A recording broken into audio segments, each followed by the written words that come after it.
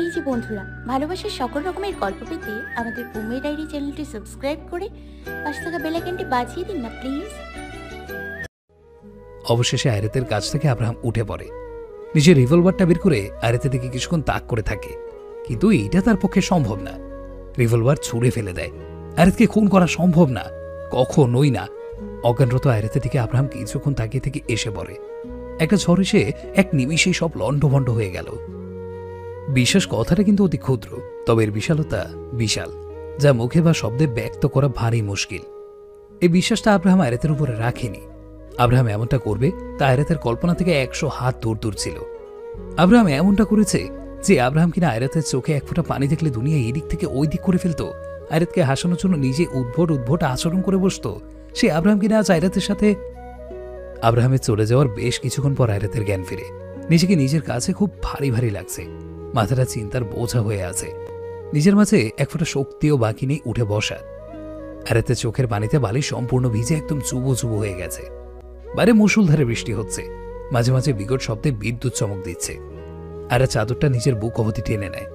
হাত আর কলার পাশে খুব চালাপোড়া করছে। আয়রা তার হাতে তাকিয়ে দেখে লাল লাল অনেক আঁচড় কাটা রয়েছে। আয়রা টুকরে কেঁদে ওঠে। আমি মরে যাব, কিন্তু আমার থেকে তোমাকে আলাদা করে দেবো না। আর তুমি না আমার, এই baby girl, the queen of my heart. আমি খুন করে ফেলবো যে হারামি তোমার দিকে চোখ তুলে তাকাবে। প্রথমে তোকে মারবো, তারপর নিজেও মরে যাব। আমি ভালোবাসি তোমায়, প্লিজ আমায় ছেড়ে যেও না, জান পাখি আমার। আব্রাহামের বলার প্রতিটা কথা আয়রাতের কানে বাজছে। আব্রাহামের সেই হাসি, সেই চেহারা চোখে ভেসে বেড়াচ্ছে। আর তার আজকে সেই ভয়ঙ্কর চেহারাটা আবার মনে পড়তে আয়রাত আরেক দফা কেঁপে উঠে ভয়ে। আমি তো এমন চাইনি। আমি ভেবেছিলাম সব বলে দিব আপনাকে, কিন্তু আপনি তো আমাকে বলার সুযোগটাই দিলেন না। আয়রাত হিঁচকি বেড়ে কাঁদছে, মুখ দিয়ে আর কিচ্ছু বের হচ্ছে না। আয়রাত কোনো রকমে উঠে সোজা ওয়াশরুমে চলে যায়। এবার আয়রাতের রাগ হচ্ছে অনেক বেশি, অনেক। আয়রাত ধপ করে শাওয়ারে নিচে বসে পড়ে, 2 হাত দিয়ে মাথা চেপে ধরে কেঁদে ওঠে। আমি আপনাকে ঘৃণা করি আব্রাহাম, আমি আপনাকে ঘৃণা করি। বাইরে বৃষ্টির এতটাই বেগ যে মনে হচ্ছে চারিদিকে কুয়াশা তৈরি হয়েছে। সামনে ঠিকঠাকভাবে কিছুই দেখা যাচ্ছে না। আর এদিকে আব্রাহাম প্রচুর ড্রাঙ্ক, কিন্তু নিচের সেন্স হারায়নি। কোনো দিশা খুঁজে পাচ্ছে না আব্রাহাম যে আসলে কোথায় গাড়ি নিয়ে থামাবে। হঠাৎ আব্রাহাম একটা খোলা জায়গায় এসে গাড়ি ব্রেক কষে। আব্রাহাম গাড়ি থামিয়ে দিয়ে নিজের সব শক্তি দিয়ে স্টিয়ারিংয়ে পাড়ি দেয়। তার পক্ষে আর সম্ভব না। আব্রাহাম বাইরে বের হয়ে পড়ে, এই বৃষ্টিতে ভিজতে থাকে, হাঁটু গেড়ে মাটিতে বসে পড়ে। আব্রাহাম এবার কেঁদে দেয়। কথায় বলে ছেলেদের কাঁদতে নেই, কিন্তু মানুষ তো মাটিতে গড়া কোনো পুতুল তো না। আমি এই কাজটা কিছুতেই করতে চাইনি। আমি এমন কিছু করতে চাইনি, কিচ্ছু নাই না। আমি সত্যি এমন কিছু করতে চাইনি। আমি জানি একটা মেয়ের কাছে নিজের মান সম্মান কি পরিমাণ ইম্পর্টেন্ট, কিন্তু আমি পারবো না। আমি নিজের চোখের সামনে তোমাকে রায়হানের হাতে দেখতে পারবো না। তুমি রায়হানের সাথে খুশি থাকবে তো আমি হতে দিতে পারবো না। যা আমার তা আমার। একে তুমি আমার জেদ বলো আর যাই কিছু বলো, তুমি এখনই আমার। তুমি আমার ছিলে, আবার আছো। আর যদি না হও তাহলে সব বরবাদ করে দেবো আমি, জ্বালিয়ে পুড়িয়ে ছাই করে দেবো। জানি এখন আমি তিক্ততায় ভরে যাবো তোমার চোখে, কিন্তু আমিই থাকবো তোমার জীবনে, আর কেউ না। আব্রাহাম মাটিতে বসে বৃষ্টিতে ভিজতে লাগলো। ঘণ্টাখানেক ওভাবেই বসে থেকে আব্রাহাম চলে আসে। গাড়ি নিয়ে সোজা নিজের বাসায় আসে। মাথা থেকে শুরু করে একদম পা পর্যন্ত সব ভেজা। আব্রাহাম এসে নিজের রুমে চলে যায়। পুরো পাগল হয়ে আছে সে। নিজের সামনে আয়রাতের ওই শাড়ি পরা লোকটা ছাড়া আর কিছুই আসছে না। আব্রাহাম তার রুমে যেতেই সবার আগে চোখে পড়ে আয়রাতের হাসি হাসি বড় সেই ছবিটা। আব্রাহামের চোখের পানিগুলো মুক্ত নেয়, কেমন চিকচিক করছে। সে আলতো হাতে আয়রাতের ছবিটা ছুঁয়ে দেয়। ঘুমের মেডিসিন হাতে নিয়ে নেয়। হাতে যে কটা ট্যাবলেট এঁটেছিল সেই সবগুলো মুখে পুরে নেয়। আয়রাতের সেই ছবির নিচে আব্রাহাম নিজের গায়ে লিয়ে দেয়। সে ভাবেই শুয়ে থাকতে থাকতে আব্রাহামের চোখ লেগে যায়। মনে হচ্ছে সে মরে যাচ্ছে, আর এছাড়াও বেঁচে থেকে কি লাভ এখন।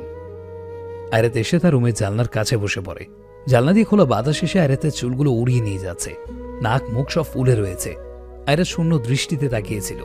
হঠাৎ টুপ করেই তার চোখ দিয়ে কয়েক বিন্দু পানি গড়িয়ে পড়ে। এই পানিবিন্দুগুলো বুঝে ফেলার বিন্দু মাত্র আগ্রহ তার নেই। ভালোই তো ছিল সবকিছু, তাই না? তাহলে দমকা এক ঝড় এসে কেন এমন এলোমেলো হলো? কেন ভালোবাসায় সাজানো জীবনটা এইভাবে কালো অন্ধকারের মন্দ বাসা হয়ে গেল? আব্রাহাম কেন করলো এমন? একটাবার শুনে নিত আয়রাতের কথা, জাস্ট একটা বার। আব্রাহামের করা পাগলামোগুলো যে কখন আয়রাতের মনের কোণে জায়গা করে নিয়েছিল তা আয়রাত জানে না। ভয়গুলো সব ভালোবাসার বীজে রূপ নিচ্ছিল, তবে কেন সেগুলো পরিপক্ক হবার আগেই নষ্ট হয়ে গেল? আব্রাহামের উপর অভিমান যেন পাহাড় সমান জন্ম নিল আয়রাতের মনে। পরের দিন সকালে আব্রাহামের দাদি এসে এই যে আব্রাহামের রুমের দরজা ধাক্কায়, কিন্তু খোলার কোনো নাম গন্ধ নেই। এবার যেন কিছুটা চিন্তা হতে লাগলো ইলার। ইলা আর না পেরে অয়নকে ফোন দেয়। অয়ন এলে ইলা অয়নকে সব বলে। অয়ন বুঝে যে কি হয়েছে। সে আব্রাহামের রুমে গিয়ে ধাক্কা দিয়ে দরজা খোলে, দেখে আব্রাহাম আয়রাতের ছবি নিচে পড়ে রয়েছে। অয়ন দ্রুত গিয়ে আব্রাহামের মাথা তুলে নিজের কোলে নেয়। আব্রাহাম, আব্রাহাম, এই আব্রাহাম। আব্রাহাম নিভু নিভু ভাবে নিচে চোখ মেলে তাকায়। চিন্তা করিস না, মরিনি আমি। কি যাতা বলছিস? গায়ে ভেজা কাপড় চেঞ্জ করিসনি কেন? অয়ন, আমি খুন করেছি। কি? আমি খুন করেছি একটা মেয়ের, জ্যান্ত লাশ বানিয়ে দিয়েছি আমি। কি বলছিস তুই? হায়রাত, হায়রাতের খুন করেছি আমি। একটা মেয়ের কাছে তোর সতীত্ব সব থেকে বেশি হয়, আমি তো কেড়ে নিয়েছি। কি আব্রাহাম, কি বলছিস তুই? আমি মরে যাব, সত্যি আমি মরে যাব। হায়রাতকে ছাড়া আমি মরে যাব। আর নিজের সামনে ওকে আমি অন্য কারো হতে দেখবো, তার থেকে ভালো আমি নিজেই নিজেকে মেরিয়ে ফেলি। তুই ওঠ আগে। তুই চলে যা। কিন্তু অয়ন, যা প্লিজ। অয়ন সিচুয়েশনটা বুঝতে পেরে আব্রাহামের কাছ থেকে চলে আসে। আব্রাহাম অফিসে যায় না, নিজের কাপড়গুলো চেঞ্জ করে হাতে সিগারেট নিয়ে করিডোরে চলে যায়। মূলত আব্রাহাম রায়হানকে খুঁজছে। রায়হানকে বেলে সে জ্যান্ত কবর দিবে ওকে। অন্যদিকে আয়রাত হাত পা গুটিয়ে কাঁচোমাচো হয়ে বসে আছে। না চাইতেও কাল রাতের কথাগুলো বারবার মনে পড়ছে। ঘৃণা করতে পারবো না আমি আপনাকে, সেইভাবে ঘৃণা করতে পারবো না। অনেক ভালোবেসে ফেলেছি আপনাকে, কিন্তু আপনার কাছেও আর যাব না। দূরে চলে আসবো আপনার কাছ থেকে। আমি জানি সবকিছু একটা ভুল বোঝাবুঝিতে হয়েছে, কিন্তু এই ভুল বোঝাবুঝি আমি ভাঙবো না। আপনি নিজে থেকে যখন আপনার ভুল বুঝবেন, তখন আপনি নিজেই আমার কাছে আসবেন। আমি জানি না, আমি জানি না, আমাকে ছেড়ে দিন। মানিকের কথা শুনে আব্রাহাম হুঙ্কার দিয়ে ওঠে, দেয় মুখ বরাবর এক খুশি মেরে। সাথে সাথে মানিকের নাক মুখ কেটে যায়। এবার বল, রায়হান কোথায়? আহো রায়হান, রায়হান। মানিক রায়হানের সাথে কাজ করে। আব্রাহাম তার গার্ডে দিয়ে তুলে এনেছে তাকে, আর এইবার তাকে নিজের সামনে একটা চেয়ারে বেঁধে রাখা হয়েছে। অনেক মেরেছে আব্রাহাম ওকে, আর মানিক গড়গড় করে সব এবার বলেও দিয়েছে। হঠাৎ একটা গার্ড এসে মানিকের গলা ঠিক ডান সাইডে একটা ইঞ্জেকশন পুশ করে দেয়। মানিক অজ্ঞান হয়ে পড়ে, তারপর তাকে নিয়ে চলে যায়। আব্রাহাম সিগারেটের এক বাফ নিয়ে উঠে দাঁড়ায়। সে এখন একটা সাদা গেঞ্জি পরে আছে। গেঞ্জির হাতা একদম চিকন, তার হাতগুলো মাসেলসগুলো ফুলে ফেপে উঠেছে। আব্রাহাম সিগারেট খেতে খেতে আয়নার সামনে গিয়ে দাঁড়ায়। নিজেকে দেখছে। নিচের বুকে, হাতে কিছুটা ঘাড়ে বেশ গাঢ় আঁচড়ের দাগ রয়েছে। এগুলো সব আয়রাতের হাতে নখের আঁচড়, তা আব্রাহাম বুঝতে পেরেছে। আব্রাহাম আলতো হাতে আঁচড়ের উপর ছুঁয়ে দেয়, তারপর রেডি হয়ে চলে যায় ওই রায়হানের খোঁজে। আব্রাহাম আজ তার বাইক নিয়ে বের হয়েছে। কোনো গার্ড নেয় না, কোনো গান ওর পিস্তল কিচ্ছু নেয়নি সাথে। রায়হানের বাড়ি গিয়ে নিজের মন মর্জি মতো ভেতরে ঢুকে পড়ে। আর রায়হানের বাড়ির গার্ডদের এখনো এত বড় কলিজা হয়নি যে আব্রাহামকে আটকাবে। আব্রাহাম রায়হানের বাড়ি যেতেই রায়হানকে পেয়ে যায়। ও, আসলে এটা রায়হানের 2 নম্বর বাড়ি, তারা আসল না। রায়হান আব্রাহামকে দেখে এগিয়ে যায়। স্বপ্ন দেখছি না তো, তুই আমার বাড়িতে? হ্যাঁ এলাম, আসতে বাধ্য করলি। কি হয়েছে? হবে তো তোর, তার আগে বল, বিয়ে কেমন করলি? বিয়ে মানে? ও মা, কাল বিয়ে করলি আর আজ ভুলেও গেলি? কি বলছিস এসব?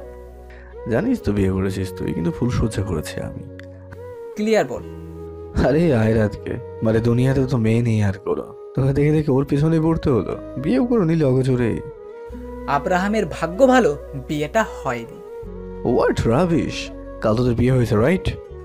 না, হয়নি। আয়রাত আমাকে ভালোবাসে না, তোকে বাসে, ফলে বিয়ে করেনি। আব্রাহামের পায়ের নিচ থেকে মাটি সরে গেল। মানে কি, বিয়ে হয়নি? তাহলে কাল আব্রাহাম... ও শেট! দূরে থাক তুই। আব্রাহাম এই বলে ছুটে রায়হানের বাড়ি থেকে বের হয়ে পড়ে। হাওয়ার বেগে আয়রাতের বাড়ি যায়। চোখের পানিগুলো কোনো রকমে মুছে নিচ্ছে হাতের উল্টো পাশ দিয়ে।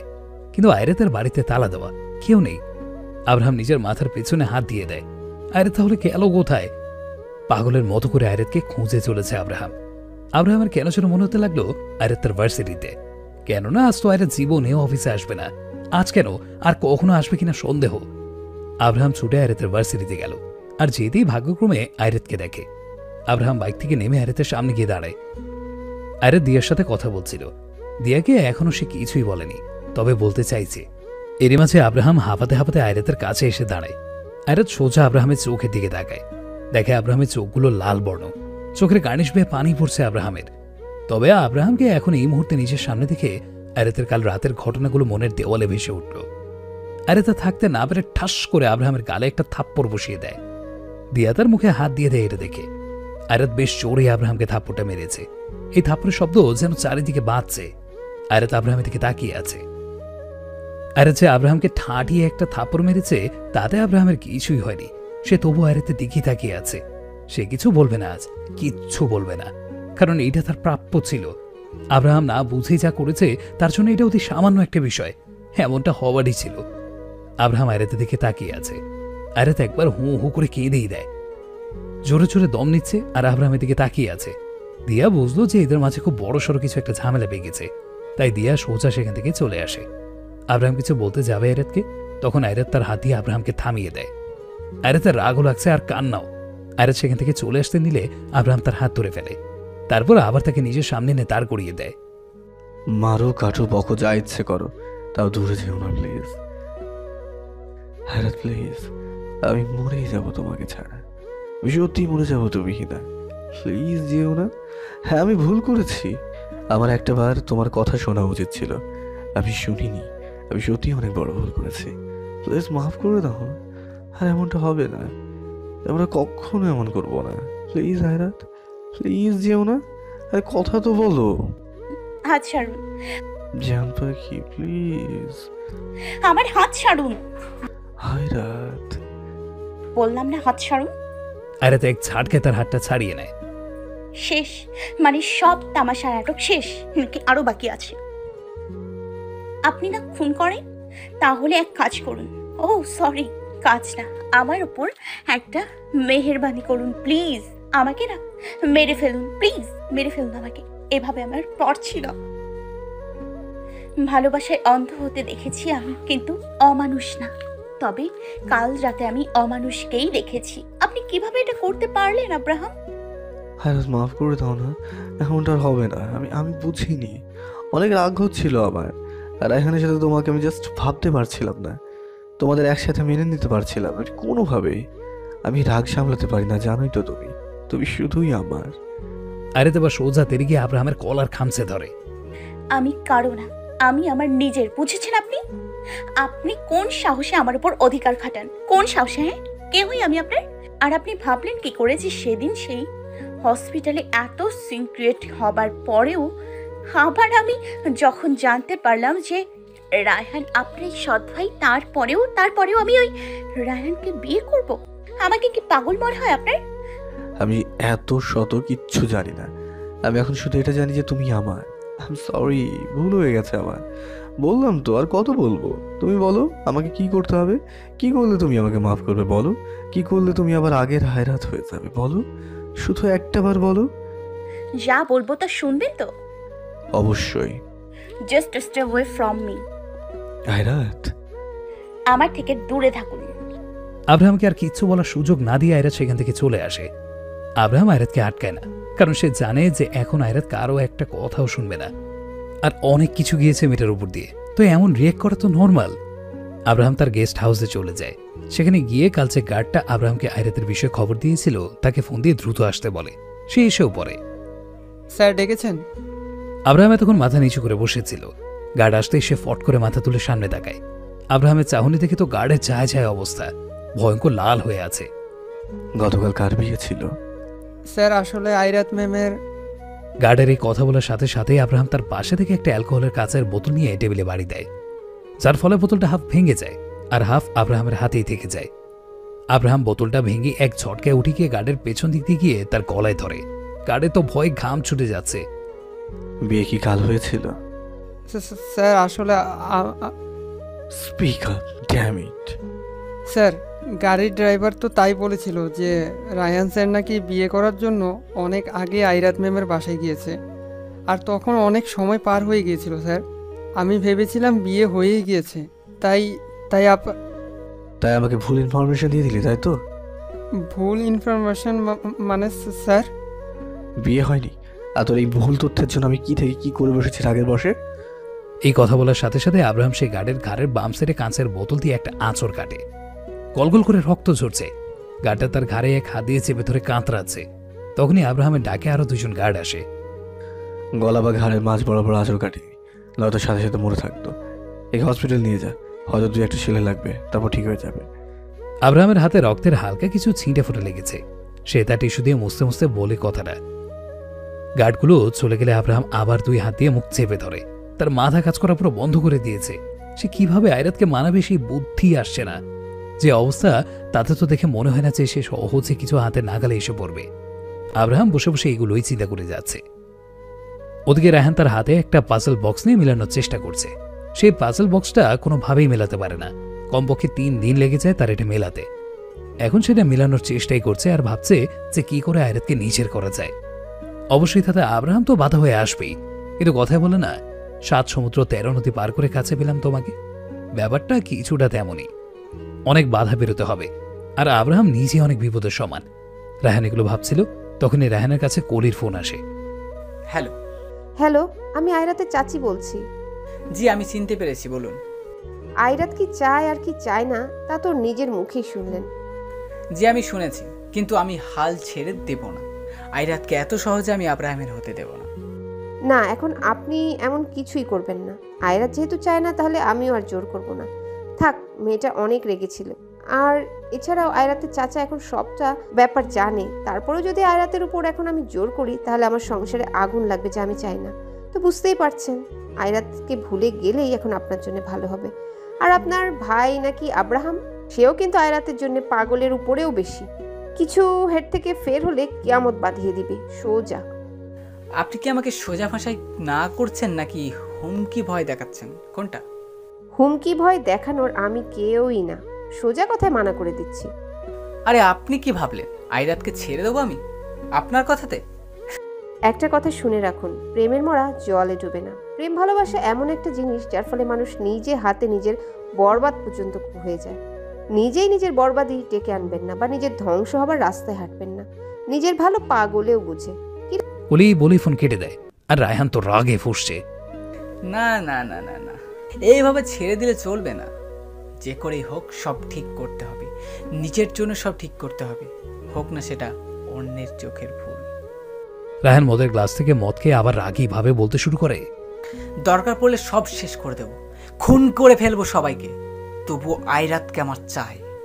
রাত বাজছে 12:20। এখনো ইকবাল সাহেব আর কলি বাসায় ফেরেনি। আয়রাতে চোখে মুখে ঘুম নেই। এখন তো তার একা এক রুমে ঘুমাতেই ভয় লাগে। না চাইতেও সেই রাতে সব কথাগুলো বারবার মাথায় চাড়া দিয়ে উঠছে। আয়রাতের ভাবতেই সব কেমন জানি গা গুলিয়ে উঠছে। আয়রাত একটা খাতা বের করে তাতে লিখতে শুরু করে। পড়াতে মনোযোগ দিক, তাতেও যদি এগুলো আজাইরা চিন্তা মাথা থেকে কিছুটা দূর হয়। আয়রাত লিখে শুরু করবে, তখনই তীব্র বেগে গাড়ির হর্ন। আয়রাত চমকে ওঠে, যার ফলে তার হাত থেকে কলমটা নিচে পড়ে যায়। সাথে সাথে আরো বেশ কয়েকবার গাড়ির হর্ন। যেহেতু মধ্যরাত, তাই হর্নের আওয়াজটাও বেশ জোরে শোনা যাচ্ছে। আয়রাত উঠে গিয়ে করিডোরে দাঁড়ায়, দেখে আব্রাহাম। এত রাতে আব্রাহামকে নিচের বাসার নিচে দাঁড়িয়ে থাকতে দেখে আয়রাত অবাক হয়। এই ভাই, নিচে নামো। হারামজাদা পোলা। এই মেয়ে, কেন শোনো না? হ্যাঁ, নিচে নামবে নাকি আমি উপরে আসবো? ধ্যাত ছাতা, এই কি শুরু করেছেন? রাত বিরাতে এখানে সবাই ঘুমোচ্ছে, এভাবে সারের মতো চিল্লাচ্ছেন কেন? আমি উপরে আসলাম। এই আমি আসতেছি, দাঁড়ান। আরে তার রাগে কি যে করতে মন চাইছে। এখন কোন রকমে শুধু দাঁতে দাঁত চেপে রেখেছে। পড়া টেবিলে গিয়ে কলম দানিটা ছুঁড়ে মারে রাগে। তারপর নিচে নেমে পড়ে, কেননা সে জানে যে এখন নিচে না গেলে আব্রাহাম ওপরে চলে আসবে। আয়রাত দ্রুত নিচে নেমে যায়। গেটের বাইরে যেতেই আয়রাত হা হয়ে আব্রাহামকে দেখে নেয় একবার। আব্রাহাম শর্টস পরে আছে, মানে হাঁটু অবধি 3/4 প্যান্ট অ্যাশ কালারের, আর ওপরে একটা টি শার্ট যেটা অ্যাশ আর হোয়াইট কালারের মিক্স। আয়রাত মুখটাকে বাংলার 5 বানিয়ে দিয়েছে। এসেছো তুমি? এটা কি কি পেয়েছেন আপনি এগুলো? তো এত রাতে কি আমি তোমার জন্য শিওটা টাই পরে আসতাম নাকি এই গরমে? তাই বলে এটা? যাই হোক, গরু তো গরুই। তাওই আপনাকে বিশাল দেহেরই লাগছে। কি হয়েছে? সরি। কেন? ওয়াও, গ্রেট, সব ভুলে গেছো? একটা কাজ করুন, একটা মানুষকে মেরে ফেলুন, একদম লাশ। ওকে, তারপর তার সামনে গিয়ে আস্তে করে সুন্দর করে বলুন যে সরি। দেখুন তো মানুষটা আবার বেঁচে যায় নাকি। সরি দিয়ে সবকিছু সমাধান হয় না। এটা কিছুটা এমন যে আপনি একটা বড় কাঁচ ভেঙে ফেলেছেন, তারপর সেটার উপর সামান্য একটা ওয়ান টাইম ব্যান্ডেজ লাগিয়ে দিয়েছেন ঠিক হবার জন্য। আপনি কি করেছেন বা তাতে আমার কি হয়েছে সেটা কেবল আমিই বুঝতে পেরেছি। আর করবো না তো, সরি, মাফ করে দাও না, সত্যি অনেক সরি, মাফ চাচ্ছি আমি। সে কখন থেকে বলছে আর হবে না আর হবে না, আমি কি বুঝে করেছি নাকি? রাগ অনেক খারাপ জিনিস, আগেও বলেছি আপনাকে, আপনি শোনেননি। ওকে ফাইন, মানলাম আপনি বুঝে করেননি, কিন্তু আমাকে কি আপনার একটা বার সবকিছু বলার সুযোগ দেওয়া উচিত ছিল না? একটা বার কিন্তু না, আপনি দেননি। নিজের রাগের বশে যা মাথায় এসছে করেছেন। পশুর মতো ঝাঁপিয়ে পড়েছেন আমার উপর এক বিন্দু বিশ্বাস নেই আপনার, এটাই বোঝা যায়। আব্রাহাম এবার আবার আয়রাতের হাত ধরে একই প্রলাপ বকতে লাগলো। আমি যদি আবার এমন কিছু করেছি তাহলে আমি নিজেই নিজেকে শুট করে মেরে ফেলবো, সত্যি। সরো, তুমি আমার তো আর কত বলবো। হ্যাঁ, আমি মানলাম আমি যা করেছি তোমার সাথে ভুল করে, কিন্তু এখনো তুমি আমাকে ছেড়ে যেতে পারবে না। এখনো তুমি আমারই আছো, তুমি চাইলেও আর না চাইলেও। তোমার উপর অধিকার ছিল আমার, আর এখনো আছে। মাফ চাচ্ছি তো, একটা বার মাফ করে দাও মা। Everyone deserves a second chance, please আর একটা সুযোগ দাও না। আমি তোমাকে ভালোবাসি, আর হবে না তো। চুপ করে কানের পোকা নড়ে যাচ্ছে। আরে সরি বলছি তো, আর এমন হবে না। মাফ করে দাও না এরা, প্লিজ। আমার বেবি গার্ল, আমার জান পাখি, আমার সব, প্লিজ মাফ করে দাও না। সরি সরি সরি তো বাবা। আব্রাহামের কথা বলে শেষ হলে আয়রাত তার হাতগুলো আব্রাহামের হাতের ভাঁজ থেকে দ্রুত ছাড়িয়ে আবার আব্রাহামের গালে ঠাস করে একটা থাপ্পড় মেরে দেয়। এতে আব্রাহামের সামনে চুলগুলো সব কপালে এসে পড়ে। আয়রা চোখ পাকিয়ে আব্রাহামের দিকে তাকিয়ে আছে। গরু কোথাকার, ভাঙা রেকর্ড বাজানো শুরু হলে আর থামে না। বেশি প্যাচাল পারলে না রাস্তার পাগলা কুকুর পেছনে ধরিয়ে দিব। বাড়ি যান। আব্রাহামকে ঝাড়ি দিয়ে আয়রাত দ্রুত বাসার ভেতরে চলে গেল। আব্রাহাম অবাক হয়ে আয়রাতে যাওয়ার দিকে তাকিয়ে থাকে। তারপর নিজে দুই হাত ছাড়িয়ে দিয়ে বলে ওঠে, এটা কি ছিল? মানে সিংহকে বিড়ালের ভয়? বাবা, সাইকো কোথাকার। মেরি বিল্লি মুঝেই ম্যাও। আয়রাত বাসার ভেতরে চলে গেল, কিন্তু আব্রাহাম তো নাছোড়বান্দা, সে সেখান থেকে যাবার নামই নিচ্ছে না। দাঁড়িয়ে আছে তো আছেই। এদিকে আয়রাতেরও চোখে ঘুম নেই।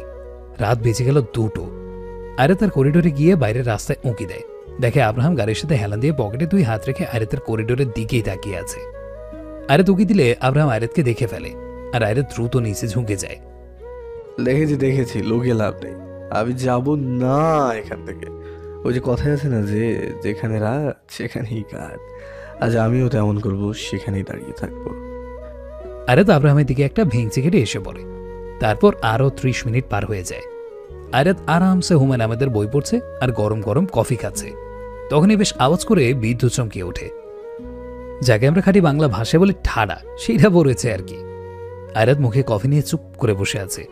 যে জোরে বিদ্যুৎ চমক দিয়েছে, করিডোর দিয়ে বাইরে ওকে দিবে কি দিবে না চিন্তায় পড়ে যায় আয়রাত, এক প্রকার দোটানা। আর এবার কোনো কথা ছাড়াই হুড়মুড়িয়ে একদম আকাশ কাঁপিয়ে মুষলধারে বৃষ্টি নেমে পড়ল। আয়রাত এবার আর বসে থাকতে পারল না, উঠে গিয়ে করিডোরে যায়। গিয়ে দেখে আব্রাহাম আগের মতো করেই দাঁড়িয়ে আছে, দুই হাত ভাঁজ করে মাথা নিচে নামিয়ে রেখেছে। বৃষ্টির বেগ অনেক বেশি, সেই বৃষ্টিতে দাঁড়িয়ে দাঁড়িয়ে ভিজে চলেছে। আয়রাত করিডোরে দাঁড়িয়েছিল, তখনই আব্রাহাম আবার মাথা তুলে তাকায়। আয়রাতকে দেখে হেসে হাত নাড়ায়, কিন্তু আয়রাত সরে আসে সেখান থেকে। ছেলেটা বাইরে এইভাবে দাঁড়িয়ে দাঁড়িয়ে ভিজছে, আয়রাতের কেমন যেন মায়া লাগছে। কিন্তু বড়ক্ষণে আবার সেই রাতের কথাগুলো মনে পড়ে। আয়রাত নিজেকে শক্ত করে, না, এভাবে নরম হয়ে গেলে চলবে না, শান্ত হতে হবে। এত সহজেই রাগ ভাঙতে দেয়া যাবে না, রাগ করেই থাকবো। আমাকে এতদিন ভর যে জ্বালতনগুলো করেছে, এক এক করে সবগুলো শোধ তুলব। এক রাস্তায় ভিজুক, যত ভিজতে পারে, জাহান্নামে যাক, আমার কি। আয়রাত বিছানা থেকে শুয়ে পড়ে। জানলার থাই গ্লাসটা সরিয়ে একটুখানি মুখটা বের করে দিয়ে বাইরে তাকিয়ে থাকে। আব্রাহামকে দেখছে। ভেজ হারামি, আমিও দেখবো তুই কত ভিজতে পারিস। এমন এমন সব শাস্তি দিব না, নাকের পানি চোখের পানি সব এক করে ছাড়বো, যেভাবে আমাকে করেছিস। না, সে তো কাঁদবে না, যে স্ট্রং, তবুও শোধ আমি তুলবই। আমিও দেখবো যে ওর ধৈর্য কত। ভেজ তুই। আয়রাত আব্রাহামের দিকে কতক্ষণ তাকিয়ে থাকে। আয়রাত খেয়াল করে যে আব্রাহাম একটু উঠে দাঁড়ায় হেলান দেওয়া থেকে। বৃষ্টির পানিতে ভিজছে আর রাস্তার মাঝে পায়চারি করছে। মাঝে মধ্যে আয়রাতের জানলা থেকে তাকাচ্ছে, তবু বাসা যাওয়ার নাম নিচ্ছে না। কি পরিমাণ ঘাড়তেরা তাহলে! থেকে থেকে বৃষ্টির পানিতে ফুটবলের মতো কিক মারছে। এভাবে বাইরে তাকিয়ে থাকতে থাকতে কখন যে আয়রাতের চোখ লেগে গেছে তা সে জানে না। সারা রাত অনেক বৃষ্টি হয়েছে, তাই ওয়েদারটাও বেশ শীতল। আয়রাত ঘুমিয়েছিল আরামসে, কিন্তু কোনো পাথর দিয়ে বড় কাছে ঢিল দিলে যেমন শব্দ হয় ঠিক তেমন বিকট আকারের একটা শব্দে আয়রাতের ঘুম ভাঙে। আয়রাত চমকে গিয়ে ঘুম থেকে ধরফর করে উঠে পড়ে। কোথায় কোন দিক থেকে শব্দটা হয়েছে তা খুঁজতে লাগে। ফ্লোরে তাকিয়ে দেখেছে আসলে একটা কাঁচ ভাঙার শব্দ ছিল। বিছানা থেকে নেমে পড়ে। নেমেই দেখে একটা সাদা গোল আকৃতির কি যেন, বলের মতো দেখতে। আয়রাত সেটা হাতে তুলে নেয়। আসলে এটা একটা পাথর, আর পাথরটা একটা সাদা কাগজে মোড়ানো। আয়রাত জানলা থেকে তাকিয়ে দেখে থাই গ্লাসটার ঠিক মাঝ বরাবর বিশাল এক গোল করে ফাটার মতো, মানে ভাঙা। সে কাজটা ভেদ করেই কাগজযুক্ত পাথর তার রুমের ভেতরে এসেছে। আয়রাত পাথরটা ফেলে দেয়। সেটা মেলে দেখে কাগজে কিছু একটা লেখা। ঠিক 9টার ভেতরে আমার অফিস দেখতে চাই, 1 সেকেন্ডও যেন এদিক ওদিক না হয়। আয়রাত রাগে কাগজটা দুমড়ে মুচড়ে ছিঁড়ে একদম তেনা তেনা করে দিল। অফিসে যাবে সে, কিন্তু অফিসে গিয়ে কি যে করবে তা আয়রাত নিজেও জানে না। সব ওলট পালট করে দেবে একদম। আগে একটাবার অফিসে যেয়ে নিক। আয়রাত কি জানি ভেবে দ্রুত করিডোরে যায়। দেখে কালো কালারের একটা গাড়ি সাই করে মাত্রই চলে গেল। সেইটা আব্রাহামের গাড়ি। তার মানে আব্রাহাম সবে মাত্র আয়রাতের বাসার নিচ থেকে গেল। এই খবিশ কেবল আমার বাসার নিচ থেকে গেল নাকি? তাহলে কি সারা রাত এই তুফানের মাঝে এখানে দাঁড়িয়ে দাঁড়িয়ে ভিজেছিল? হায় রে, যা ইচ্ছা করুক, আমার কি প্রচুর মাথা। আয়রাত রেগে মেগে আগ বাবুলা হয়ে চলে যায়।